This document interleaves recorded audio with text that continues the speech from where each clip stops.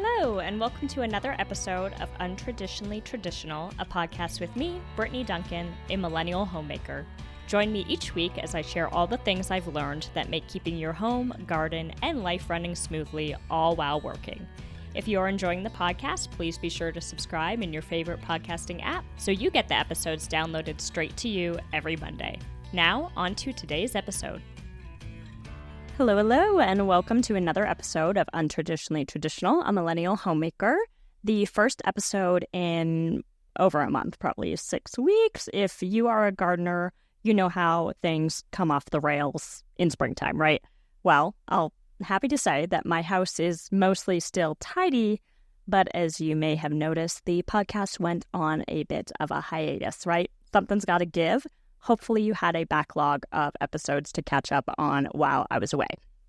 There is something else that comes with springtime, and that is shedding. Maybe it's you, I'm speaking from personal experience here, or maybe it is your pet. Today, I want to talk to y'all about dealing with dog hair, because around the Duncan household, we deal with a heck of a lot of it, thanks to our beautiful golden retriever baby, Sage. First tip, and as the famous quote goes, ain't nothing to it but to do it. You've got to tackle the hair and tackle it often. Second tip is start at the source, your pup or pups. Before I vacuum and bring out all of our tools to treat the symptoms of Sage's shedding, I get down to business with brushing the crap out of her. We own a lot of different dog brushes and devices, but hands down, the best one that we own that I bought on a whim is a device called the Bunfly. Bun like bunny, fly like the annoying bug, Bunfly. I'll drop a link in the show notes. This thing is amazing. It is a vacuum, small vacuum cleaner, but it's got different attachments that are all catered to dealing with pet hair. Most frequently, we use the brush attachment, which we brush Sage with, and the Bunfly's on, it's sucking up her hair, and then the bristles of the brush get filled with her hair, and then you can click a button on the wand, and it retracts those brush bristles, and then all of that hair gets sucked into the Bunfly vacuum canister. It's awesome. It makes grooming a lot easier. They actually have a grooming attachment as well. And we don't have to groom Sage that often because she's a golden retriever, but we do what we call face, feet, and fanny every now and again just to get some of the bulk out of her, especially for her, quote, summer cut so that she's not so hot. This trimmer works really well. As you're trimming, it is sucking up the hair into the vacuum as well. Not gonna lie, Sage didn't love the device at first. I don't even know now if I'd say that she likes it, but she tolerates it. If I had a puppy, I would immediately buy this thing and get them used to it. But even Sage, who is a big old baby, has come around to it. So it can be done. It's pretty quiet, but nevertheless, it does take a little bit of getting used to. But honestly, working at it is totally worth it. I'm so glad we stuck to it and kind of made her get used to it. In terms of manual brushes, there are two that I think you need in your arsenal. One is a paddle brush, and that's a big, wide brush that you're going to use on their top coat. It's going to get all that hair that you see that comes off most easily.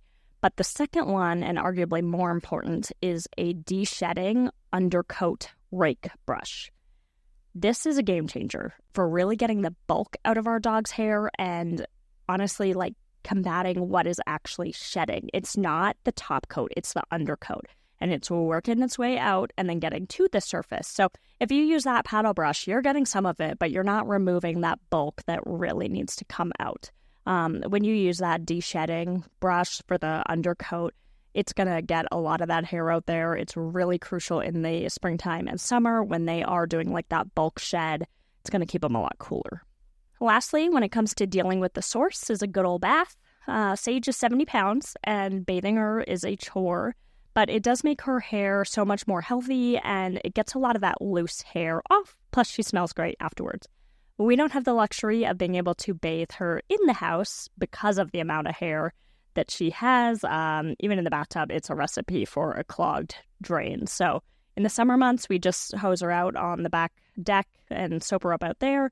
And in colder months, we go to a do-it-yourself dog bath place, which is really a great solution. They have clips where you can attach your dog's lead or collar so that they stay put and they don't leap out. It just helps to make the whole process a lot smoother. A lot of times they'll have soap and shampoo and brushes and towels and all of that as well. So if you do have a bigger dog and you have been doing it in your house and it's a headache, definitely check out and see if your area has one of those places.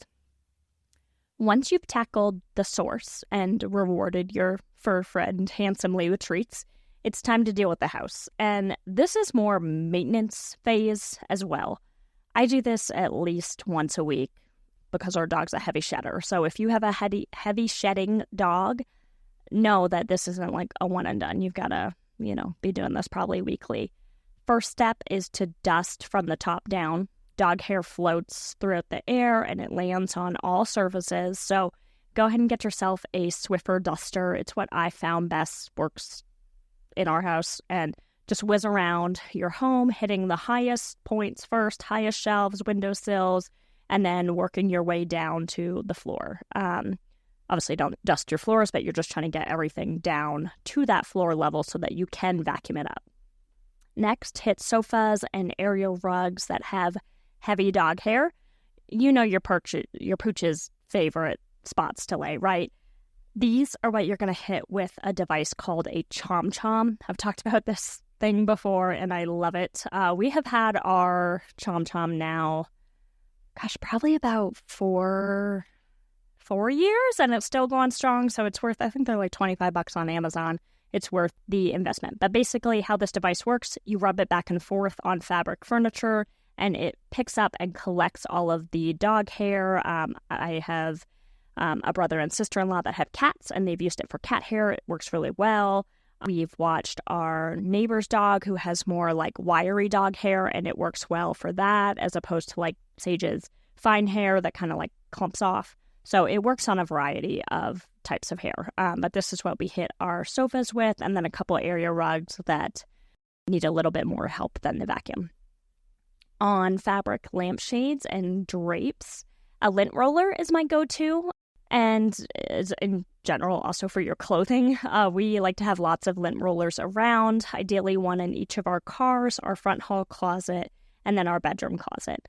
Dog hair is not a good look on your clothing, and try as you might to get it off during the laundry cycle. Some pieces need extra help, right? So lint roller. And for the lampshades, it's really ideal because you're not using like your duster on them and worrying getting the lampshade dirty. It's very hard to clean a lampshade, so I like to use the lint roller to avoid getting any dirt on it. Once you've dusted, Chom Chom, and lint rolled, the last step is to vacuum. And having a good vacuum is critical. We've had the Dyson cordless V8 vacuum for 7 years now. It was gifted to us by my parents when we first got married, and we love it. It's lightweight, it holds a charge, and it can get under all of the furniture easily. Whatever vacuum you go with, it needs to be easy to use, or you're going to view vacuuming as a dreaded chore and avoid it. I won't say that I love vacuuming by any means, but I tolerate it and I do it often because I do love having clean floors, and it's the reality of having a golden retriever.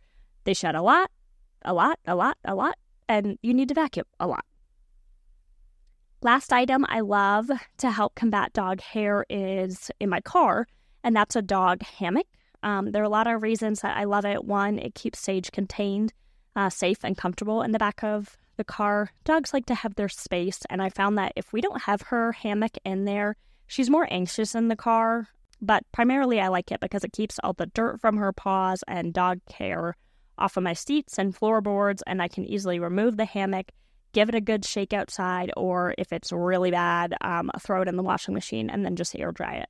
So I know this probably isn't the most novel episode, but it is an important one. If you have tips or tricks of how you deal with your pet hair in your home, please let me know on Instagram at untraditionallytraditionalpod. I'm all ears. I don't think there could be enough advice of how to deal with your pet hair, especially if you have a heavy shedding dog. So hopefully y'all found this helpful. I know this is kind of a device-heavy episode, but they're just things that I have found, I've used, I love, over the years. So hopefully they'll help you out in your home. Until next time, have a great week, everyone. Thank you for listening to this episode of Untraditionally Traditional. If you enjoy the podcast, please share it with those special people who would love it too, and write a review. For more tips and photos of my home and garden, follow Untraditionally Traditional Pod on Instagram. Until next week, let's continue to make our homes places of joy and service to ourselves and those we share them with.